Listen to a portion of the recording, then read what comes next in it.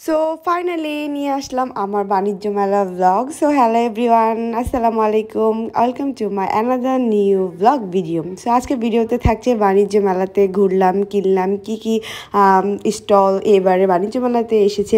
আর তোমরা কিন্তু অলরেডি জানো জানুয়ারি 1 তারিখ থেকে কিন্তু শুরু হয়ে গিয়েছিল এবারে 29তম আন্তর্জাতিক বাণিজ্য মেলা।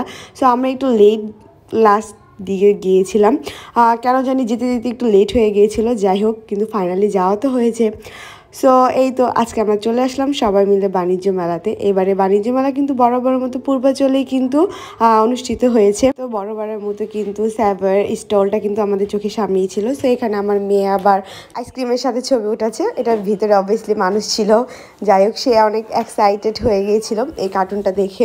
দেন তারপর এই তো ঘোরাঘুরি করে দেখছিলাম এবারে বাণিজ্য মেলায় কী কী কালেকশন এসেছে, কেমন প্রাইস ছিল সব কিছুর। কিন্তু আগেই তোমাদেরকে আমি বলে নিচ্ছি how much of this price বলে কিন্তু আমাকে তোমরা কমেন্ট করবে না, কারণ আমি কোনো কিছুর দাম কিন্তু একদমই মনে নেই। আর কিন্তু আমি সব স্টলে ঢুকে ঢুকে দামও জিজ্ঞেস করিনি।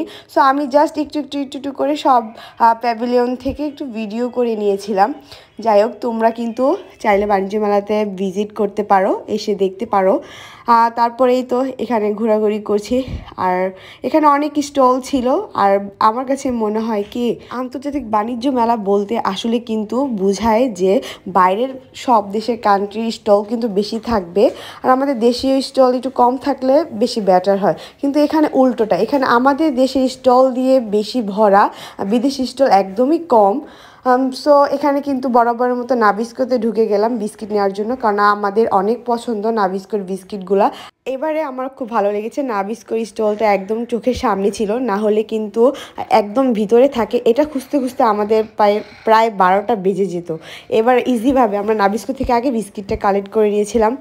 দেন তারপর চলে আসলাম, এখানে কিন্তু অনেক স্টল ছিল, রামেনের স্টল ছিল, এটা হচ্ছে জাপানিজ রামেন। দেন তারপর এই তো এখানে ইন্ডিয়ান স্টল, জুতি, তারপর শল, অনেক কিছুই ছিল।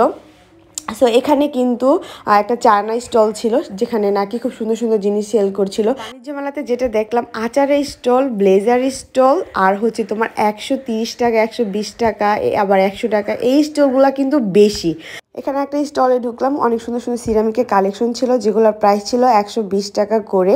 চাইলে তোমরা কিন্তু এখান থেকে অনেক কিছু পারচেস করতে পারো। দেন তারপর এই সাইডটাতে কিন্তু প্লাস্টিকের যে জিনিসগুলো ছিল, লাইক ওয়াটার বোতল, তারপর আরও বিভিন্ন ধরনের আইটেম ছিল, সেগুলো তোমরা পেয়ে যাবে মাত্র 100 টাকা করে।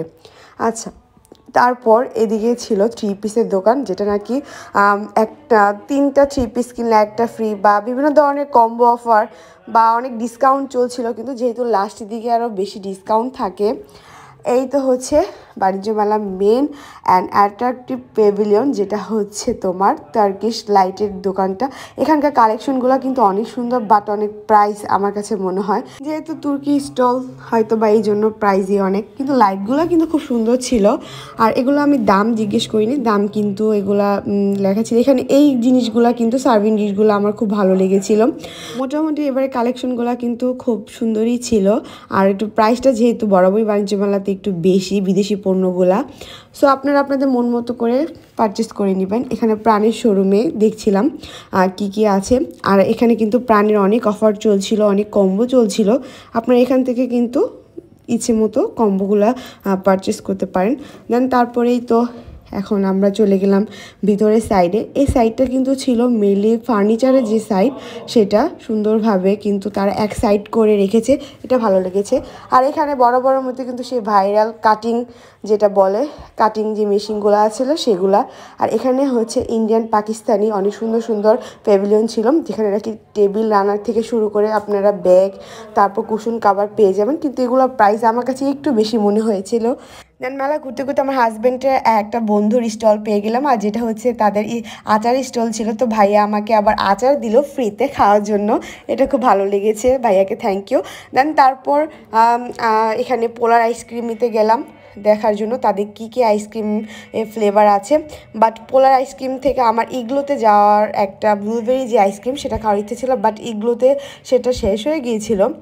দেন তারপরে এই তো বাইরে যে স্টলগুলো আছে সেগুলো দেখছিলাম। এখানে আমরা অল টাইমের যে স্টলটা আছে সেখানে চলে আসলাম এখান থেকে কিছু পারচেস করার জন্য। আর আমি বাণিজ্য মেলা থেকে কি পারচেস করেছি সেটা কিন্তু এখনই তোমরা দেখতে পাবে না, সেটার জন্য কিন্তু আমার নেক্সট ব্লগের জন্য অপেক্ষা করতে হবে। দেন তারপর এখানে আমার মেয়ে দেখো এই ঠান্ডার মধ্যেও কিন্তু আইসক্রিম খাচ্ছিল। আর এখানে আমার ছোটো বোন অফেল নিল, অফেল আমরা খেলাম। দেন তারপর এখানে নিলাম চাপড়ি। দেখো চাপড়িগুলোর কী অবস্থা ভাই, সাইজ দেখো আর কীরকমভাবে বানিয়ে রেখেছে, একদমই মজা ছিল না। দেন তারপর এখানে ছিল টার্কিশ আইসক্রিমের যে প্যাভিলিয়ন, এখানে আমার মেয়ে আইসক্রিমওয়ালার সাথে দুষ্টমি করছে আর আইসক্রিমটা নেওয়ার ট্রাই করছিল। লাস্টের দিকে তার একটা কাণ্ড খুব ভালো লেগেছে, তোমরা সেটা ভিডিওতে দেখতে পাবে, সেটা আমি তোমাদের জন্য আপলোড করে দেব।